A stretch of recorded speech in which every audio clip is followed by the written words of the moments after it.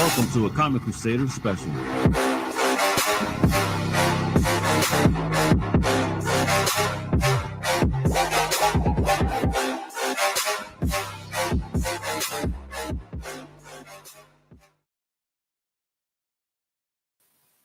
Hey everybody, what's up? Welcome to a new Comic Crusaders special. I'm your host Al Mega, and today I have the honor of speaking to an amazing writer. It's been across, I've seen him all across my social media. Man is dope. He has a book called Scorpio. It's been on Kickstarter. He has issues 1 and 2 out. I'm talking about the amazing, the one and only John Robinson, the fourth. What's going on, bro? Hey, what's going on? What's going on? What's Thanks up, for bringing brother? me Thank you on. for coming Highly on appreciate today. it. Nah, man, thank you for coming on. I appreciate you Absolutely. coming on, and let's talk some comics, some geekiness, man, because I just finished reading your book today, all right? And I fell in love with it. Word, You know, I word, am a big appreciate it. Zodiac guy. You know, that's the Puerto Rican in me, I guess. Not, you know, I'm not on that high scale like Walter Mercado on the, you know, on the Zodiac, but you know, I'm definitely digging it. He definitely was one of those early instigators, though, of me picking up the newspaper. Say, where's my Taurus at? You know. Right. Word. So you Taurus. That's good to know. That's good to know. Got some stuff coming with Taurus. Yeah, man, I'm in the third week of Taurus, which makes me, you know, a hard-headed but more business-minded. And actually, you know, it's funny how that kind of led me where I'm at now. Right. So let's get into your geekiness, John, before we talk about your book. I mean, where did your passion early on come from when it came to comics and then writing? Yeah. I gotta say, like, I mean, ever since like kid me, I used to pick up comics, and my dad, my parents, first of all, were kind of into. My mom wasn't as into comics; she was into other geeky stuff like tech. But my dad was into comics, and so he would, my mom or dad, whoever, when we were at the store, they would pick me up like a little Spider-Man off the newsstand or whatever, maybe a little X-Men or something like that. And then, like later on, my dad had those big, thick, like essentials comics books, like the black and whites. They had like hundreds of pages. I love those. Love those. Google's talking to me. My bad. How dare you, Google? She's listening in. Right, that's what I'm saying. I got the little Google Home thing sitting over here. Just I told you my internet was acting up earlier, so it was telling me that hey, I'm not connected to the internet. But anyway, and you're talking about your mama being all about tech and stuff. You're scaring me here. Like, oh shit. Right. Yeah, I mean, she taught me the art of building computers and whatnot. But that's beautiful. I love it. but yeah. Anyways, the comics. I mean, back in the day, I think the first thing I remember reading was like it was an X-Men comic with, and I read something before this. This is the first thing I like really remember. But it was like Arcade versus the X-Men. They trapped all the X-Men in this world, and remember Storm she was swimming through the water or whatnot. Then how did you get that? You said the Marvel team up? It wasn't Marvel team up. It was an essentials book, the real thick. Okay, the real thick black and white. I had that same story as an early on comic of mine as well, but as a Marvel team up story. I was like, oh crap, that's I'm like, wow, that's awesome. Yeah. I know they had one. I know they had one with Storm. I think it was Storm was involved with Arcade and Dr. Doom, and it was the first time we found out that Dr. Doom was like sweet on Storm. Oh yeah. I have that iconic X-Men cover too. I got that. That wasn't the uncanny. That was some good stuff. Hell yeah, bro. Yeah, the sweet spot. Awesome. He know where the good at. I mean, nobody can deal with Storm. No. No, well, T'Challa made her his queen, right? They either like her or she's gonna mess them up. Oh yeah. I'd be very intimidated, man. T'Challa had the courage to step up, and charmed her. Right. Exactly. But yeah, I always tell people the story of later on when I was a tiny bit older. I was still maybe how old was I? I was a teenager, like a newish teenager, and a movie had just come out, Unbreakable, and the one Bruce Willis and Samuel Jackson, and my dad had dropped by, and my mom and him was going somewhere, and he dropped by and he gave me Unbreakable and the graphic novel Secret Wars from 1984. Nice. He gave me he just oh, this movie's good, watch it. So I watched it, and it was super comic, super comic toned and themed or whatever.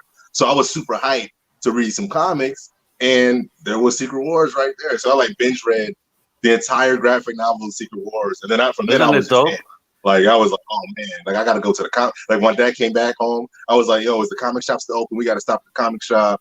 I got to find some stuff, you know. Oh, nice, nice. It's nice to learn when how our parents sometimes have that heavy influence. Not that we found on our own, because my Yeah, mama, she's a TV fan, and not that she was a comic right, fan, but she go to the newsstand in Brooklyn and Graham, like, yo, here's a book. word. Check this out. It looks cool. Maybe you'll like it. And I'm like, yo. She's giving me Conan, and I'm an 8-year-old boy, Savage Sword of Conan. You know what I mean? The black and Oh, whites. So she's giving me this crazy, and I really understand. Like, wow, this is really not intended for me, but I am loving it. right, exactly. Yeah, I was reading Spawn. Shoot, before the other books I was talking about, I was reading Spawn when I was even younger than that. And we all know Spawn is not a children's book at all. No, it's I not, didn't know man. what I was reading. I still But love my to dad see had that Spawn. character exists today, though. 300 Right, plus yeah, issues strong, and it's again, it's a point. It's a person of color character that is right, actually exactly. lasted this long and it's still on the top. Not people don't really talk Hmm. about that side of it. Oh, because he's always in costume. But no, I like that Right, Todd, and the most recent issues really so no, this is Al. right, Not exactly. me, Al. Yeah. Al Simmons. I got you. Yeah, man. Were you a Milestone fan at all? Because I've been hoping for a new Oh one to man, come in through. Milestone. So I like Milestone in general. I wasn't as big of a fan as Icon. I know people loved Icon, but Icon to me felt a little. I don't know. His views were a little weird. Now I like Rocket. I like Rocket. Rocket came in and balanced it Yeah, out. she was hot. I like Yeah. her. But the character that I most appreciate, and one of the characters I appreciate more than almost any other character to this day, is still Static.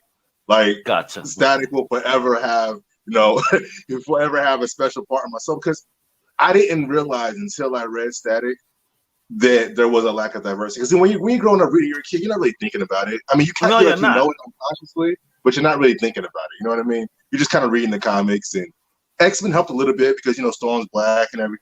And Yeah. they had like different cultural characters. But at the same time, you're not thinking about it that much. So when I picked up, first of all, when I saw the Milestone comics in general, I saw all these black characters. I was like, "What is Like, this?" what is this? Like, I didn't even know. And then when I see Stag, and he's got the X hat, the Malcolm X hat on, with the X on the top, and Yeah. and then like his whole vibe and the way he's written is actually like a black kid like me.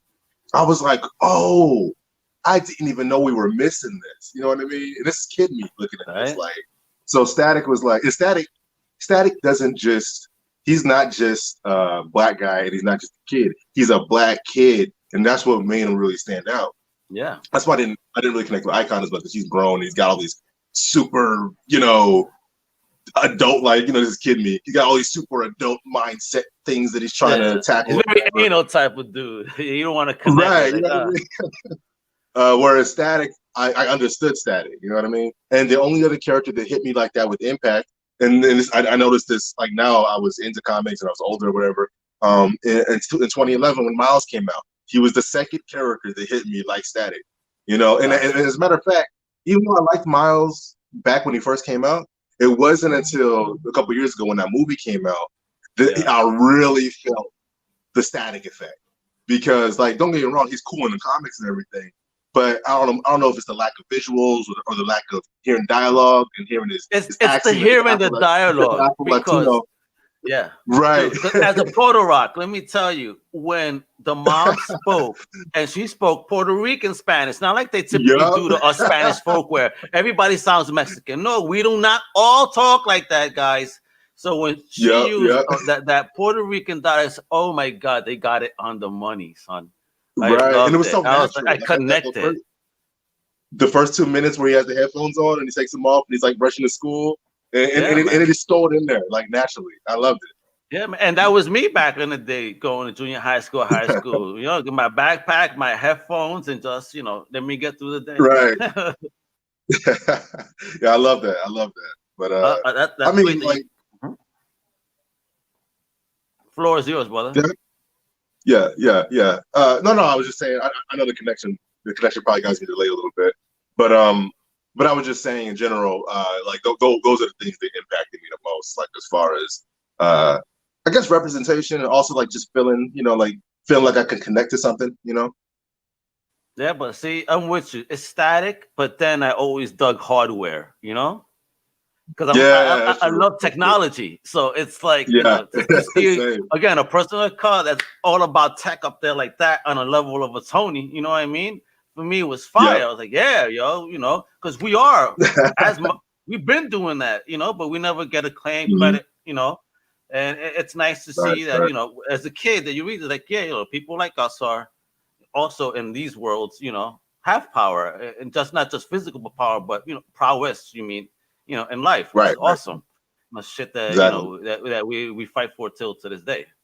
All right, Yeah. so let's Yeah. get into now your writing. Right? Because Mhm. again, the Zodiac, I appreciate your writing. It was dead on. I could see the technology part, I guess, aspect for your mama when you were talking about, because you got some weird technology going Yeah. on. Because I took some notes, and one of the things that I love, bro, was one of the issues was those nanobots that sprayed out my money's hand and started Oh yeah, the yeah, building. yeah. That was a pretty fire idea, So great stuff there. I love Word. it. I started picturing all this. It was fantastic. So, Right. what were your early, inspirations in writing? Um, What I mean, let you honestly, go that way? yeah. So, I mean, comics still a little bit, but when it comes to just the writing aspect, like I used to read books. I used to like when I was a kid and I was reading books that kind of had like that sense of wonder.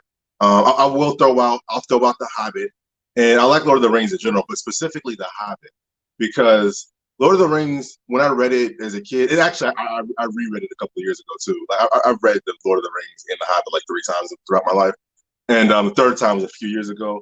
And Lord of the Rings is just so dense. You know what I mean? It's just so, and it's not. I don't mean to say that Really? it's bad. It's just really dense. But The Hobbit felt like it had this sense of wonder. You know what I mean? Like this adventure. This little hobbit. He's going out. Like I don't know. Like the Yeah, feeling of the. I mean, I of get that with wonder. the Hobbit too, It's the world but of wonder, through the right, adventure. So right, you're experiencing something with him, which is really cool and right. unique about the story. And I like legends being revealed. So like, or something wondrous being revealed. So like that Lion, Witch, and the Wardrobe from way back in the day. Giver. That world when he finds out that the world everything's being like compressed or suppressed. What Holes. I know that sounds like a really simple book, but Holes hit me hard. The one that who played Yeah. Shia LaBeouf played in the movie later on. What did you But that think, one, that though? one. I mean, it was such a simple book. What do you Yeah, think about that? The book translation to film. Did you appreciate it? for Holes. Yeah. Yeah, and Holes, I did. Matter of Okay. fact, Holes to me the translation felt like I was reading a book again. You know what I mean? So I did Nice. like it. Okay. I mean, there's other things, there's other books that like has that sense of wonder. Like I was a big fan of like when I was a kid again reading A Wrinkle in Time. You know what I mean? And I saw the new movie, and I didn't hate it, but it definitely didn't feel like a book. It definitely did not feel like the book at all. I was a little disappointed. It didn't feel like that. That like again the sense of wonder or whatever. Like it didn't feel like the book. But anyways, those are the books I read growing up. They kind of gave me the. They kind of inspired the writing. That and then of course like just Yeah. dope ass fighting. Fighting games like Street Fighter. I would like match up like Ryu versus like Goku or something like that. Something crazy Yeah, like that. yo, that'd be fun, bro. So that's your joint, yo. You're a Street Fighter man. Yeah. Street Fighter is my jump, man. That's like my game. Like that's All right. like every system that I've ever had growing up, a requirement with Street Fighter. My joint is Marvel versus Capcom. I love that. Love that. Oh, that too. Yep, that's another one. I That's still another got the one. Marvel's Japanese. Capcom. Yeah, man. I have the Japanese edition for the Dreamcast still of that game, Oh, of the OG. word. Yeah. I didn't have it. I did have it on Dreamcast #2, but I didn't have it on. It wasn't in Japanese though. Like, No, I have yeah, Japanese edition, American edition still in storage. I got my Nintendo 64. I always love Word. comics, but but when the N64, my shit there, I don't know about you, but WCW versus NWO, Yeah. bro, what? Let's Yeah, do that battle man. Those, royale. shoot, man. Those wrestling games. That's what Yep. I'm Yep. saying. Good days, bro. Real talk. I get buzzed out of my mind with my boys, and we start playing a 4-way battle royale. The 30-man one. Mhm. People just keep Right. coming in, Right. and and you like an asshole wait for them just to clothesline them straight out. Loved it. I loved it. Good old gaming Word. days, bro. So, Yeah, man. I miss it. the book you have out, Scorpio, right, via the Kickstarter. Mhm. Congrats. You had 2 successfully funded campaigns, correct? Oh, mhm.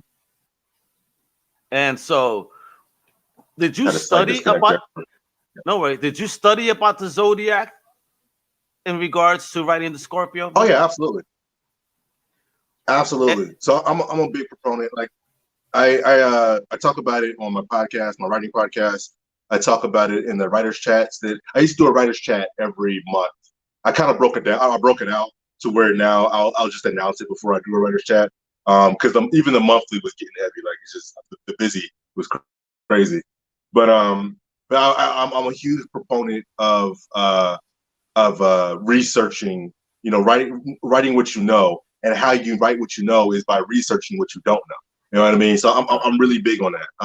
So like before, when I had the idea to write the Zodiac, I wasn't really big into, like, I didn't know all of the ins and outs of it when I got the idea. Like my wife is actually the one who was more involved in it than I was, and she Oh, was the nice. one that inspired me to actually dig deeper into the story and figure out how to tell it. So yeah, before I started writing anything, the first thing I was doing was researching like the history of the Zodiac, what it came from. I discovered stuff like the last call caves back in the day when they discovered the first symbols on the rock cave walls that they where people were writing about astrology before they Big word. rediscovered it. Like the Zodiac was discovered and then rediscovered later. It's wild. By different people. So like yeah, going to the research and then hitting up the Greek mythology of each individual sign. Like it was really eye opening. And then Yeah, you get you story went ideas deep. just from doing that. Yeah. You Oh went man. Yeah. deep, I mean, man. that's I the funnest love part it. of it, man. The research. So all The right. So research is just the coming funnest part. So coming from a writer's perspective, do you think that is definitely one of the most important elements in being able to craft your story? Absolutely. Absolutely. If you don't do your research, then you get these stories that, like say the story is written decently well, but you didn't do your research, right? And there's inconsistencies or there's inaccuracies, then people will quickly forget the rest of the story and they'll hone in on that thing that's inaccurate and they'll go, hey, that wasn't right. I do it myself all the time. Like I said, I work IT. Like my day job is I'm a network administrator, right? So whenever I Oh watch damn, these bro. shows, like there's another comic project that's coming out soon, that has to do with these detectives or whatever. So I recently have been watching a bunch of detective shows, and I'm watching CSI, Criminal Minds, and stuff like this. And every time I see them do anything dealing with technology, I'm like, bruh, come on. Like, Listen, I think the that is only one that's that not how ever that got works. technology right, the only one that got technology right was Mr. Robot, somewhat to me, especially when it came to the coding language. I was Mr. like, all Robot, right, yeah, thank you. right? Thank you. The way he Oh, hacked it on the first episode, I was in because that is literally how you hack. That's how you would hack a server. You know. there you go, folks. You see, yeah, see, you and me, bro. I'm telling you, because I love IT. I also do IT for day jobs. So yeah, man, I'm with you. I get it. You Word, start putting word. the shit out, like get out of here, Yep. bro. That's Nah, nah, fantastic. nah. All right, so let's get into the development of Scorpio because from your for example, your cover artist, I actually know that person from Deviant Art. I love Mhm. sharing that person's art from their account. So good on that when I saw the artwork because it really stand out. But how did you go about start building a team? Because I think that's something important that a lot of folks that maybe want to create a comic would love to know. What were the steps that you took, to say, okay, I have this Mhm. world in mind now. I have a team that I need to create. What were the steps that you took?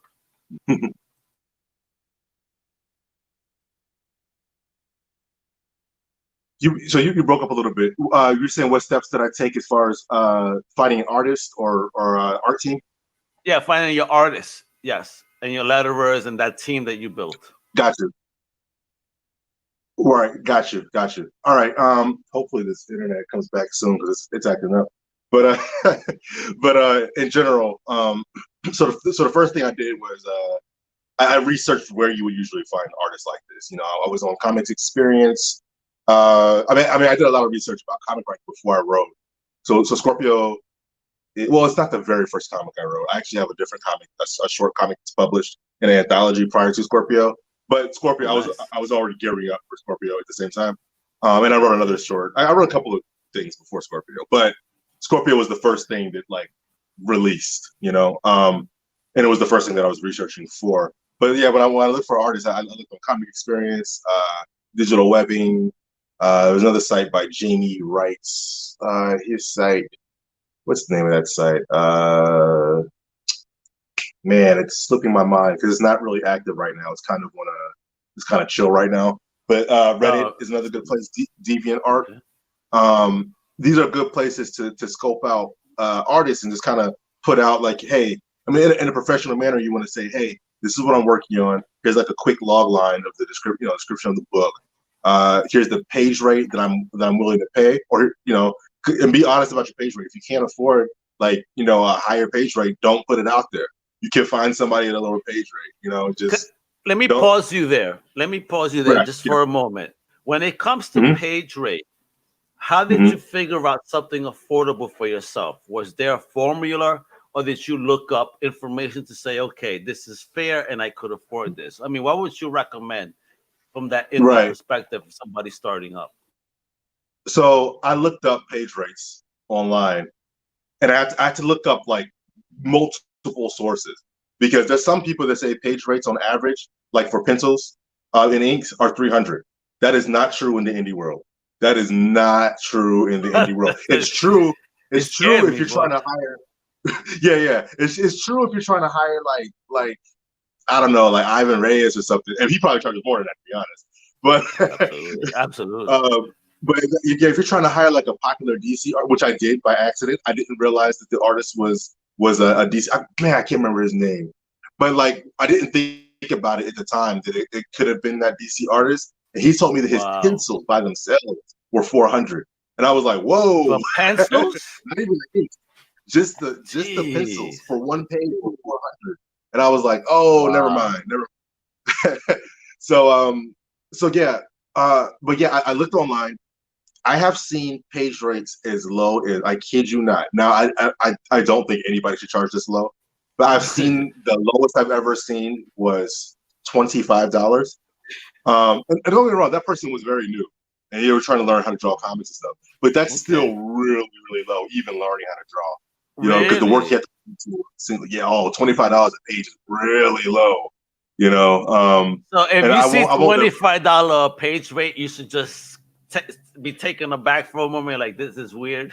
That should Right. be Well, I a mean, because warning sign. that artist probably didn't know. You know what I mean? Because that artist might be 100% honest. You know what I mean? And he probably he figures, hey, I'm new to the game.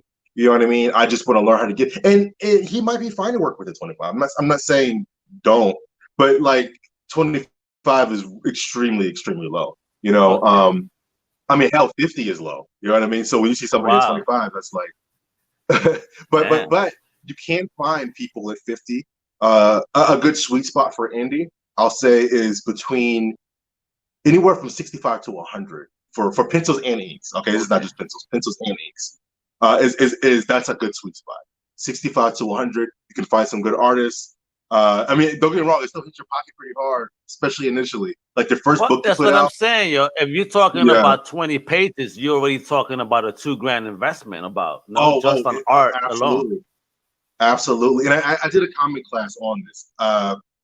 So it's going to come out, a matter of fact, in the Utah Quills Conference. Did they Oh, have a paid word. conference? Woo. Yeah. Nice. So I did a Congrats. conference talking about how to write comics, and one of the things I put in there was the business part of it, the money part. Because I know that was a big question, was the money part. Listen, when it comes down to any business, John, that's really what it comes down to. What are the numbers? Right. What's the money? You know, whether it's through podcast monetization, comic books, creation, you know, whether it's for writers, artists, letterers, like, you know, where the money? What's fair? Because listen, you know, everybody loves talking about I could teach you how to make money, but they never give you what should you value yourself as. You know what I mean? You know, what is it really worth? Nobody really gives you that. They give you this roadmap that has some blank spots, which are the mountains you got to overcome, which means that, all right, I got to figure this part out. How much am I paying for this thing? Like, what can I even afford it? That's the question in my mind. You know. So like whenever I see those ads for any service, it doesn't matter what services, any kind of service. The question in the back of my mind is, you know, they go, oh, we could do this, that, and the third. You know, whether it's say I'm fixing to get my car fixed, you know, oh, yeah, we can hook you up with this, that, and the third. Oh, like, okay, but how much does it cost? You know, like that's my question. Exactly, not the hookup, the overall, please. Right, exactly. So in comics, it is definitely expensive, but you can, like I told people that if you can spare $1,200 over the course of a year, you can make a comic. You know, and you can. And I did the average numbers. I said the average numbers on fast food spent per year for the average American is $1,200. You know what I mean? And that's literally how much. That's literally how much you need to make. I love it. I love that segue right there, because it's like, you know, let's eat healthier, and you could actually read some good stuff. You know what I mean? Right, exactly. Get some really good entertainment just because you're cutting some fat out of your life. You know what I mean? Which is great. Right. All that salt, all the sodium, you know what I mean? Yeah, you know. Listen, it is the same thing, because this weekend, all right, this is the last day for the Geek Fest at Home Comic Con Film Fest, and right, you get access to a whole bunch of movies, John, for $2.99. I joked the other day, but this really happened to me. I went to 7-Eleven to get some gas and get some goodies, right? And a homeless man says, "Can you give me $5?" So I said, "Damn, if you think about this, $2.99 is less than what a homeless person would ask you for you to be totally entertained." It's true. You know? Yeah, man, it's some dope stuff, and that's supporting indie, because I love to support indie, man. Comic City is all about that. And that's why I have John on today, because again, with his book Scorpio and what's going on, he has issues 1 and 2 out that you can buy on Scorpio.com. So let's get into the story a little bit. You know, I got my notes so you can see, but I'm not trying to mess around with you. Yeah, I was digging it. So let's get into this, bro. And let me tell you that quote, "Upgrade your life," it hit me, because it's like, I'm an entrepreneur. Upgrade your life. Yeah, that's all I've been trying to do, is upgrade my life so I can give a better life to my family, you know, share that love with everybody.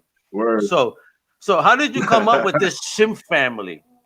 The Shim Family and this whole joint about the Scorpio, the Zodiac, because what was it that the folks, you understand that within John's world, your sign your power is what resonates with your sign.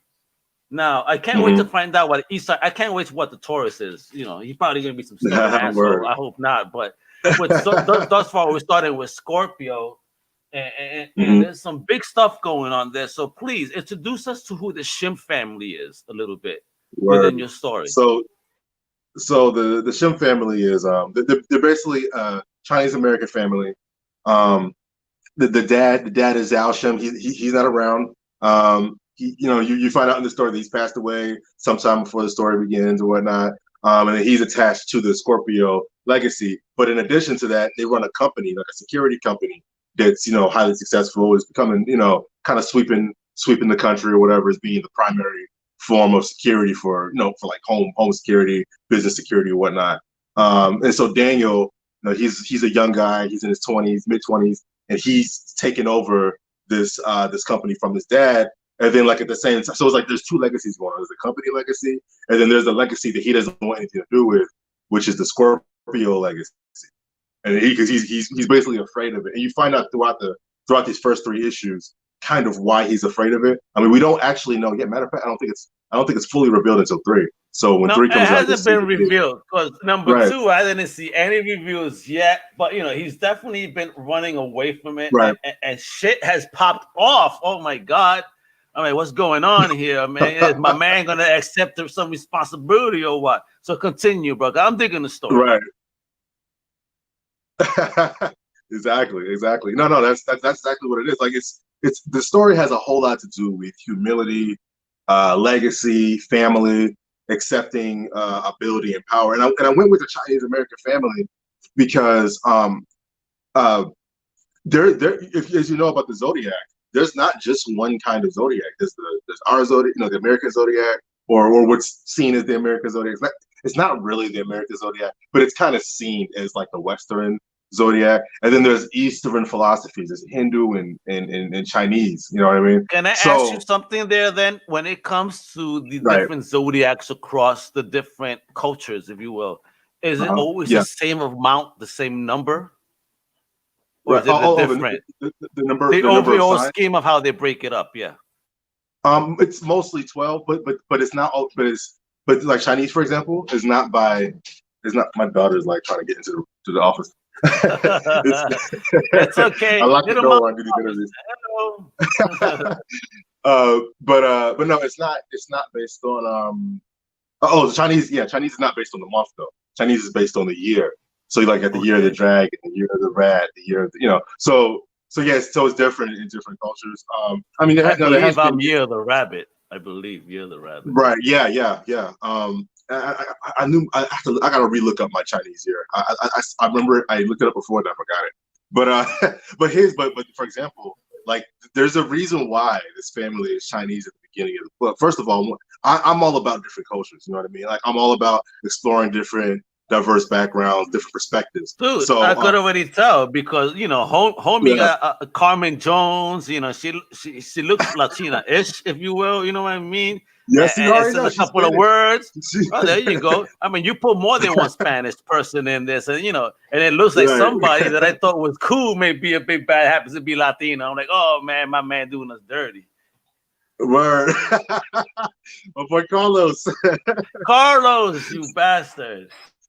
And I I love it like though. doing it. Like I'm a big fan of introducing characters early, and then you not like something about them being revealed that you weren't expecting. I'm a big fan of that. Like I love revealing things, and everybody in his book, everybody's not necessarily bad. It's not like that. It's not like you find out everybody's bad, but everybody has something about them that you don't know that gets revealed throughout the story. You know what I mean? And I think that keeps people interested in the characters and what they're about. You So do because you use your ensemble cast, if you will, because a lot of people want to stay mhm. focused on the main, if you will, Yeah, and not put too much focus on who the other characters are, at least in the beginning arcs. But I like that you right, use this whole ensemble to introduce the world as a whole. I mean, there's even a scene where when stuff happens to the family, where even one of those people that attack seem to have this moment of empathy that was relayed very well by your artist. right, yeah, Because I looked at it like, you know what, word, this lady's gonna flip over here. She's gonna be different, and I really dug that. right, You can right. see that, because you've had two different artists on the book thus far. So on issue 1, you Mhm, had Cesar Oliveira, and then mhm. with issue 2, you had Marcos Zufradieri. I hope I said that right because I'm a name butcher. Yeah, I think you got it. Wepa! Word. So yeah, Mark. So on the first book, Caesar he was only contracted for one book, and then in between while he was working on it, like he had picked up other jobs. So like when it came for issue 2, he was like busy, and so it didn't really the Uh, time didn't match up. So we had to look for another artist. And Viviana, who's the colorist, man, when I tell you, if I have to name one person that is like my side by side, 100% like down for life only with this book, is Viviana. She's like Oh, she's been that's it, yo. That's the Rough Riders, ride or die, right there. right. Wepa. Nice. So shout out Yeah, to yeah, Viviana. That's the actual the colorist, and yeah, she held it down yeah, within both books with the different artists. So great job, Viviana. right. And she actually found Marco. Like when we were looking around, Oh, word, and nice. she was actually thinking about somebody whose work that she would like to color on. So when we were looking for our next artist, she would like I would find some people out and give it to her. She would give me some, and then she said, "Hey, this person, like I would love to do like to color on top of their lines, you know." So Nice. like we settled on Marco, and like their work really meshes together really well, you know. That's great because it shows. I mean, your whole team is you. I mean, we issue one Cesar Oliveira, Viviana Spinelli. On letters, you had Squids. Mm-hmm. And then the cover artist for that was, is it Nopes? That's how you pronounce it? So yeah, so his full name, he doesn't post it very many places. He preferred to just be noted as Nopes. His nickname. Gotcha. So Nopes, and then you were also the designer on issue 1, and then for issue 2, the only 2 change, well, actually 3 changes I noticed was that Marco came on board, the cover artist was Scarlett Lee, and then I see that we had an editor, Andrea Smith.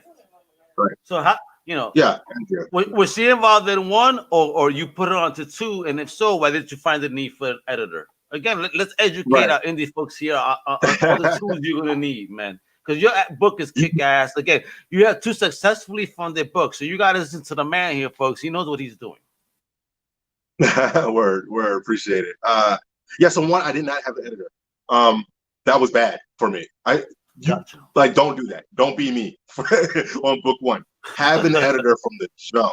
Have an editor. Even like you just need somebody to be able to walk back and look over what you've written and challenge you. You need somebody to challenge you.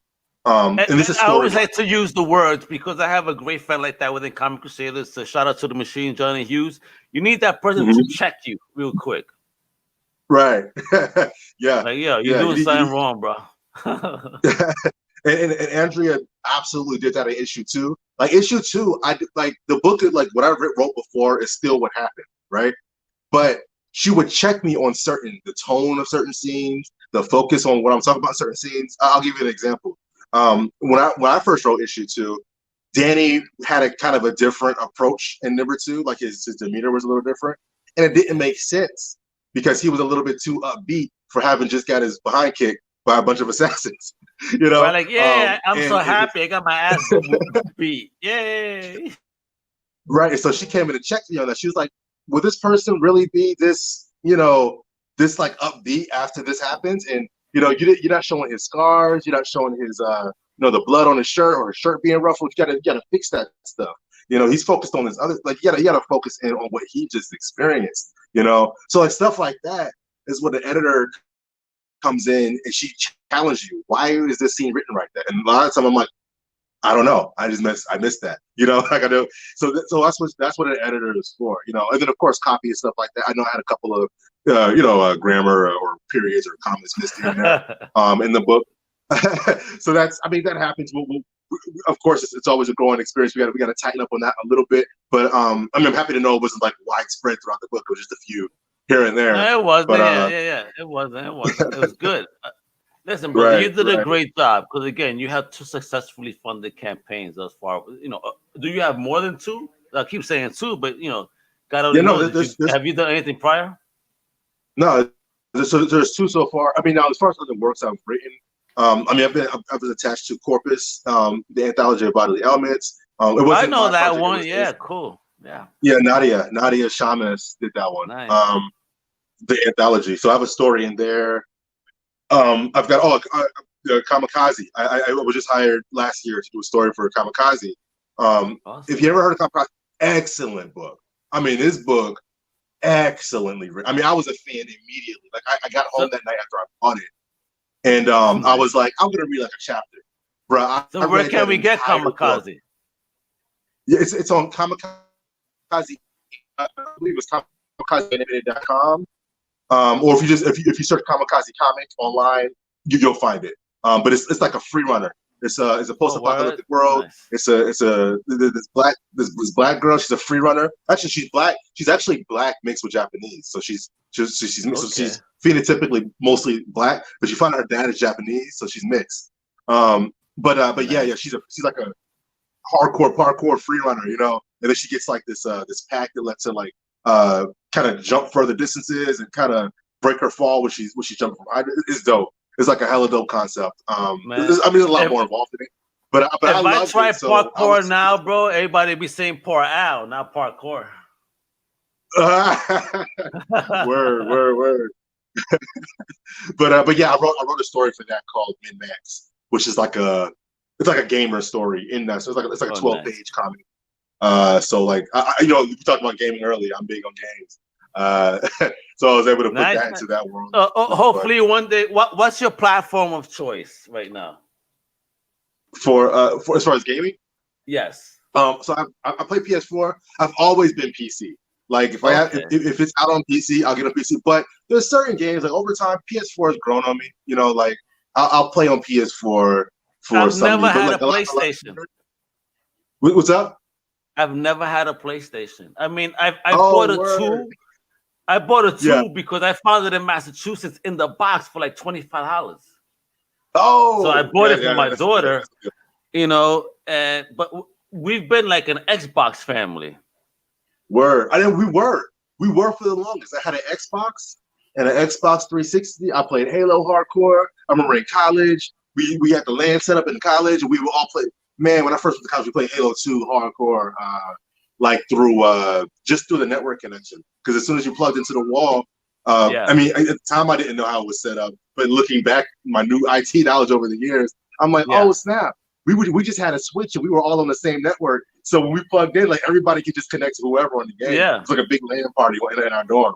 So we played Halo hardcore, and then I got 360. But then like when Xbox One and PS4 came out, like everything, like I'm sorry, man, PlayStation destroyed Xbox as far as their content and stuff like that. And the thing that got me, I told you earlier about Street Fighter, was when Street Fighter 5 came out as a PS4 exclusive. I was man. I was like, I gotta go to.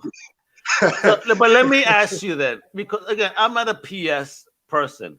Can you network your PlayStation onto your PC, similar to what Xbox? Because if my wife is watching Lifetime Network, for example, I could come onto my computer and basically play Xbox on my computer because I could stream my Xbox to my PC. Can you do that with PS4?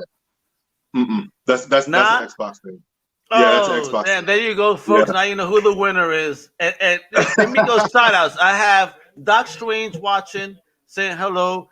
I got Samuel Jacob Cooper saying Nintendo 64, bro, it changed everything.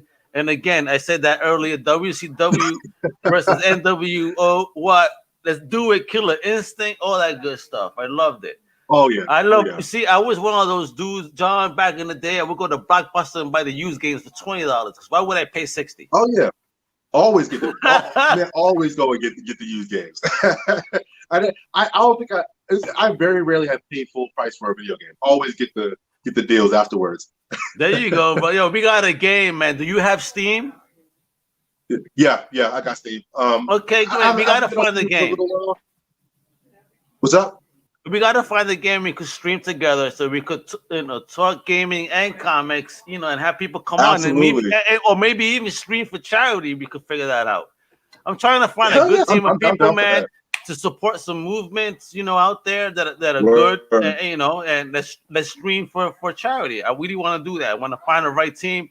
You seem like somebody wants to be all about that because I see your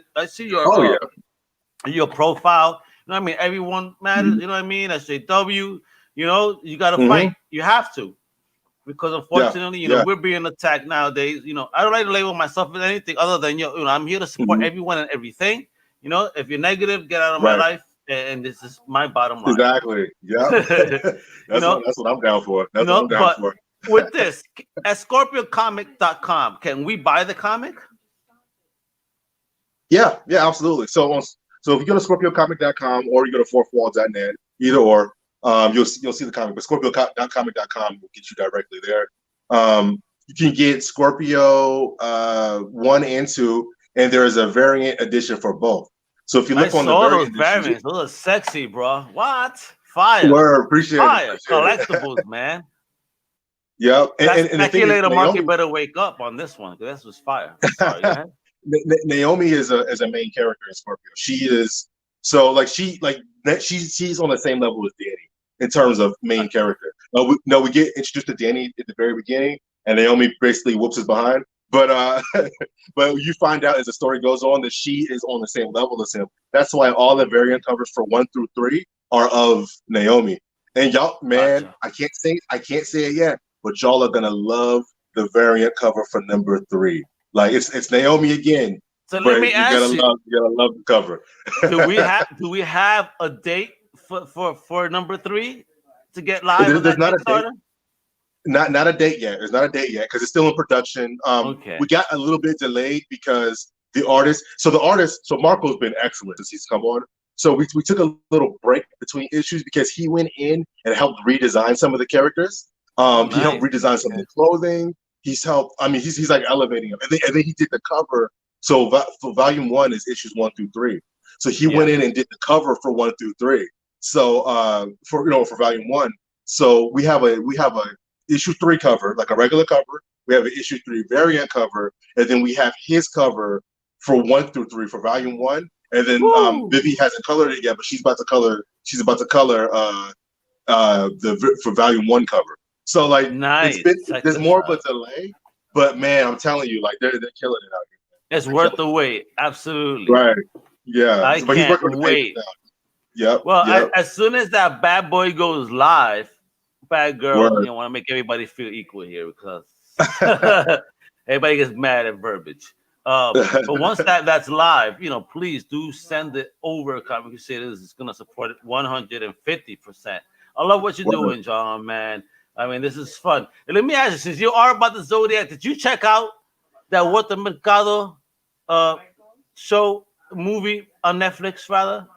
Which movie now? What the Mercado. It's called Con Mucho Mucho Amor. Let's say he was the Puerto I haven't Rican, seen it. Zodiac man for years. Like, dude, he Oh, was word. See, this is popular. new. Like, he was popular on that Michael Jackson level. You know what I mean? Word. My dude Word. used to go So to this is new. Brooklyn. Brooklyn was shut down. You never knew about Walter Mercado, bro. See, this is new research I need to do now. Oh yeah, bro. He was the king of when it came to the Zodiac, for real. Word. Yeah, I never And came what's across funny it is because when yeah, a lot of the stuff, it's crazy. a lot It's of the stuff crazy. I've been reading on is historical stuff and a lot of Chinese, like Chinese lore and Chinese history. I mean, I've been going through Chinese dynasties like crazy. Yeah, I Just can't like imagine, bro. But this is the paparazzi end of it. This is the pop. He was like the Liberace of the Zodiac on some real word. Okay, shit. I gotta look that up. Please, Yeah, look he's on Netflix. Mucho Mucho Amor, and it's in English. Don't worry, and it's translated for whenever he talks Spanish. But okay. you'll see, bro. My man, it's a sad story though. Like Mhm. as a creator, a bit of advice is please, bro, be wary of your creation and protect it because there's people out Right. there trying to steal it all the time. And this man, when you Absolutely. see that story, was robbed of his identity as a person. Oh wow, that's Yeah, crazy. so Yeah, that's crazy. I mean, he was like hot and popping, and all of a sudden disappeared off the map because Mhm. I'm sorry to put it in these terms, but Whitey stepped in and took something from Mhm. him, Right, and right. I fuck mean, it's and historical. so and just Yeah. back, yeah. I I mean, mean, just the being proof real, is it's in the historical. pudding. Not trying to say nothing else, but the proof is in the pudding. Right, And right, robbed right. this man of his identity for a massive amount of years. By the Mhm. time he was able to reclaim it, there was really not much left to be able to reclaim. It's Right, sad. exactly. And it's Man, an it's unfortunate thing that many people that look like us have to go through. I hope mhm. I'm able to protect Absolutely. Comic Crusaders for as long as I'm able to and undercover capes, and I hope you're able to succeed and protect Scorpio. Because it's a Right, fantastic book. You exactly. built one hell of a team here, John. The book for me is a lot of Oh, fun, word. and digging into the Zodiac, and I see what you're doing. Because again, you got that stuff that resonates with your sign, the power. How did you figure out the power base for that? Oh man, each one is different. Each zodiac sign is different. Honestly, the research, like you do the research on the background of the signs, and then that's how you come up with the different abilities that they use based on either personality or based on the history, the mythology behind the signs. Eh, And then there's a big thing that, like, you get the first inkling of it in number 2, but there's a much bigger piece of the zodiac than just the individual signs. I Like see there's that because it's relics, yeah, right? And right, within the story of Scorpio, we find out that's just one of supposedly 12 relics that yeah, wield the power of the Zodiac. I mean, pretty hmm intense, bro. Is that yeah. something that you found out through within your research? Did something like that maybe exist within any culture? That concept? Uh, most cultures don't have like a relic attached to the zodiac. No, it's mostly zodiac is very heavily based on the astrology aspect. The stars and then animals. Zodiac actually means circle of animals. The actual definition of it, if you were to Okay. look it up, is circle of animals. But no, the relics in the book are completely like made up for the story. But I mean, in the story, there's a history that attached to other history that that you'll eventually find out. By the end of the story, you'll find out Gotcha. why there's relics that are attached to to each of these zodiac signs versus just having the power. Power had to be granted in some way, and one of the easiest ways to do it was to attach them to these relics that people could wield as long as you have that sign. So as long as you're a Scorpio, you can wield the Scorpio relic. I mean, you can't I wield see Leo or that. Taurus, Yeah. Because but within the yeah. first story, you see that everything is about this particular sign. It seems there's a lot more things hmm involved here because in the story, how you find out, Right. what Actually, Danny's doing. until you do see uh until you do see Libra, Yeah, and you she has see, the scales of yeah, Libra. Yeah, they're on her arms. They're on her arms. Yeah. Matter of fact, it's in the picture right here behind the thing. yeah, yeah, man. You Her can see and they those are respect the the scales of crap Libra on out of her arm. her, and they respect the crap out of her. Like I guess Right. Yeah. Yeah. is she the one that knows most of her power? I mean, within the network, is there anything you could say Mhm. within the 12 signs? Is there anyone that actually is more powerful than the other? Is it maybe her, or is there maybe someone else that we So don't know about yet? so so each of the signs well, okay. I will say this about Libra. I haven't. Oh, I think I have. I told a few people. I haven't said it in the book yet. But Libra's power is the power of life and death, right? So in one hand you hold destruction, and the other hand you hold creation. And when you put those things together, then it creates a form of omniscience. So at the beginning of in issue 2, that's what she's doing. She's putting life and death together and forming a form of omniscience. And that will help her to learn something that will balance the forces against her. Libra is all about balance. So right now things are against her and her team. So she had to look into basically the scales to Gotcha. find out information that would help balance those scales.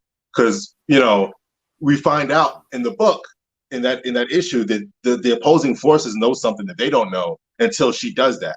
Um, and then Yep. she And there's some scary yeah, looking she's people too. actually The shadows, right, if you exactly, will. exactly. And she's actually she's got so the power of life and death is obviously extremely powerful. She can destroy. We'll just take a building. She can destroy a building and rebuild it. The only stipulation to her power is that she has to. If she destroys something, she has to create something, or vice versa. If she creates something, she Gotcha. has to destroy something. So it's all about that balance. And also, as you can clearly see, she's kind of the leader of the group. She's had the power for the longest. She's held her Okay. relics for the longest. Yeah, yeah, Yeah, but a group doesn't seem to respect her. And fuck, this is why you got to read this. So, John, I don't want to take yeah. up too much more of your time on a Sunday. With that, I want Word. everybody to visit his website, scorpiocomic.com or ivwall.net, or even follow him on Twitter at ivwall. You know, and Word. definitely follow John. Thank you so much for your time. I want you to hang out tight while I close out the show real quick. But I really Yeah, appreciate your time on. As soon as part 3 is coming out, number 3, please let us know. I want to share this with our community. Folks, please, absolutely. go visit the website, buy this book right now. It is a lot of fun. I mean, right now we're locked in at home.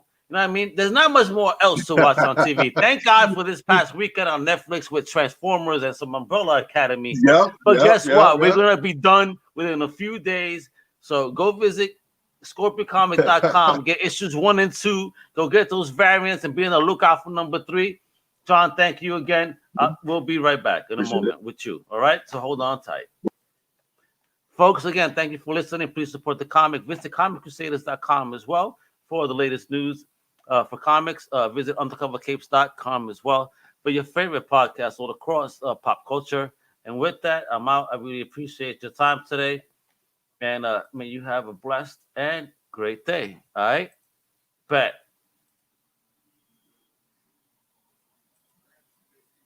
And I did that wrong, so let me do that right again. I'm new, folks. I'm new. I'm all new here.